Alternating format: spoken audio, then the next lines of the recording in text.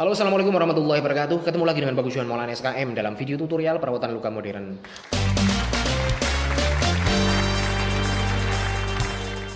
Teman-teman, hari ini saya akan share materi tentang banyaknya kasus amputasi di Indonesia. Dari salah satu sumber yang saya baca menyebutkan bahwa 20% dari diabetes atau orang yang punya diabetes, orang yang menderita penyakit kencing manis atau diabetes itu ada luka di kakinya. Nah, dari 20% itu yang punya luka di kaki, itu 60% berakhir dengan amputasi, 20% berakhir dengan sembuh dirawat oleh tenaga kesehatan menggunakan metode konvensional, 10% dirawat oleh tenaga non kesehatan, tentunya bukan konvensional lagi caranya, tetapi cara-cara yang mungkin di luar dari prinsip-prinsip kesehatan. 80% sembuh dirawat oleh tenaga kesehatan menggunakan metode modern, dan 2% tidak tertolong nyawanya. Nah, melihat dari banyaknya kasus seperti ini, hati saya tuh miris gitu loh. Ini seharusnya akan lebih banyak lagi yang terselamatkan. Dari misalkan 60% yang berakhir dengan amputasi. Seandainya di tahap-tahap awal kita sudah melakukan langkah-langkah pencegahan lebih dini, kita sudah melakukan perawatan luka modern sejak ada awal timbul luka-luka waktu masih kecil dan sebagainya. Anda bisa menyimak video saya, Bagus Johan Maulana Cegah Sejak Dini Stop Amputasi. Di situ saya menjelaskan maksudnya stop amputasi itu bukan stop amputasi yang mutlak, tetapi kita melakukan pencegahan terlebih dahulu sebelum adanya vonis amputasi. Sebelum adanya vonis ya, kita melakukan beberapa pencegahan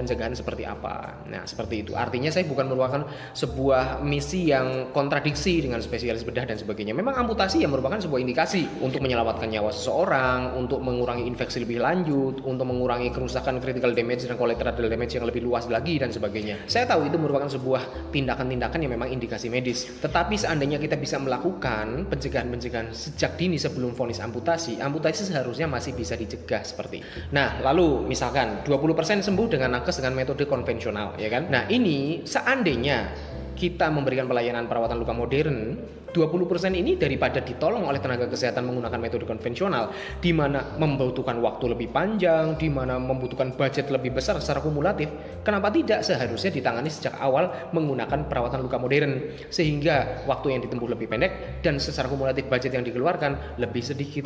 Nah, lalu 10% yang sembuh dirawat oleh tenaga non kesehatan. Tadi saya katakan 10% ini berarti dirawat oleh siapapun itu, pengobatan tradisional kayak entah dirawat sendiri di rumah kayak dan sebagainya dengan menggunakan metode bukan konvensional lagi tetapi metode non kesehatan yang mungkin di luar prinsip kesehatan. Nah, tentunya di sini memiliki risiko lebih tinggi, ya kan? Pastinya jangka waktunya pasti lebih lama lagi, lalu mungkin budget yang akan dikeluarkan juga lebih banyak dan banyak ketidakpastian karena di sini mengandung risiko karena tidak sesuai dengan prinsip-prinsip kesehatan. Nah, seandainya yang 10% ini dirawat sejak dini, sejak awal ketemu pelayanan perawatan luka modern, maka tentunya risiko-risiko yang akan dihadapi lebih sedikit.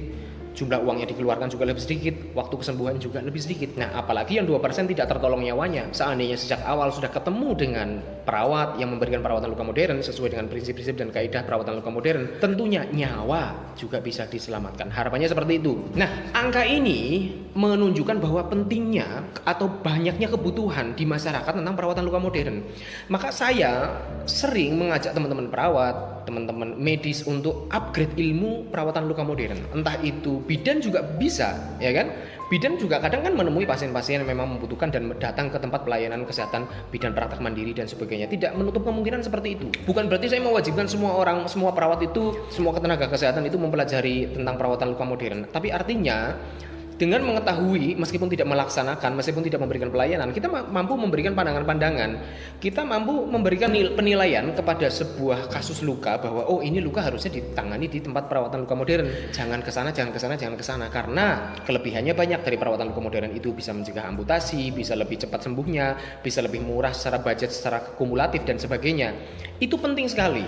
Itulah mengapa saya selalu mengajak teman-teman perawat untuk ayo upgrade ilmu dong. Saya dulu juga sebelum mengenal perawatan luka modern, saya taunya alah perawatan luka itu apa sih, paling hanya cuman dikompres kasa menggunakan NSAID dan sebagainya, paling nggak ada ilmu yang upgrade dan sebagainya. Ternyata setelah saya mendalami, wow, it's very complex. Wah, banyak sekali pertimbangan dan membutuhkan benar-benar pengalaman tinggi untuk bisa merawat luka dengan baik. Nah, oleh sebab itu saya juga kadang diminta untuk ngisi seminar luka, saya juga kadang diminta untuk disisipkan di materi-materi pelatihan perawatan luka, bahkan CWSA 3 yang di Kabupaten Tegal itu juga yang mengadakan saya waktu di PMI Kabupaten Tegal. Nah, artinya saya juga support kepada pelatihan-pelatihan, seminar-seminar untuk mencetak tenaga-tenaga perawat baru yang memahami perawatan luka modern. Ini bukan soal membahas tentang kompetitor bisnis dan sebagainya, sebagainya. Nggak seperti itu. Saya dalam kali ini melihat sebuah kebutuhan yang lebih esensial lagi. Ini loh masyarakat ini loh. Ini fakta amputasi, ini fakta kesembuhan, ini fakta yang tidak tertolong nyawanya itu sekian persen. Artinya kebutuhan masyarakat di sini lebih penting daripada saya membicarakan ego mengenai wah ini nanti jadi pesaing dong kalau misalkan saya mencetak perawat-perawat baru yang memahami dan mempunyai kompetensi perawatan luka. No, tidak seperti itu. Saya selalu support pendidikan, pelatihan, seminar untuk upgrade ilmu perawatan luka siapapun itu yang mempelajarinya. Nakes apapun, bisa dokter, bisa perawat, bisa bidan dan sebagainya. Siapapun yang mau mempelajarinya.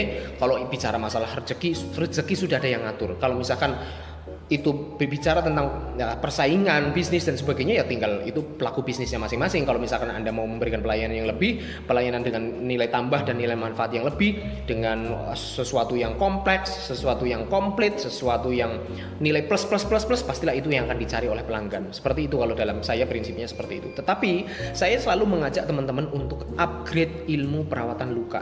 Kalau Anda belum mengerti perawatan luka, lihatlah informasi di sosial media. Apakah ada pelatihan-pelatihan, seminar-seminar, workshop atau pelatihan singkat dan sebagainya yang membahas perawatan luka modern, dan ikutilah itu karena masyarakat membutuhkan gitu loh. I'm not talking about business ya. Saya bicara tentang pelayanan. Kalau bisnis saya ranahnya bukan di sini.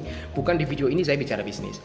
Saya bicara pelayanan perawatan luka modern yang benar-benar dibutuhkan oleh masyarakat sekarang. Demikian banyak amputasi, demikian banyak orang yang tidak tertolong, yang seharusnya bisa kita tolong tapi kita tidak bisa menyelamatkannya gara-gara kita tidak upgrade isi otaknya dengan ilmu perawatan luka modern yang sudah terbukti mampu mencegah sejak dini terhadap tindakan amputasi.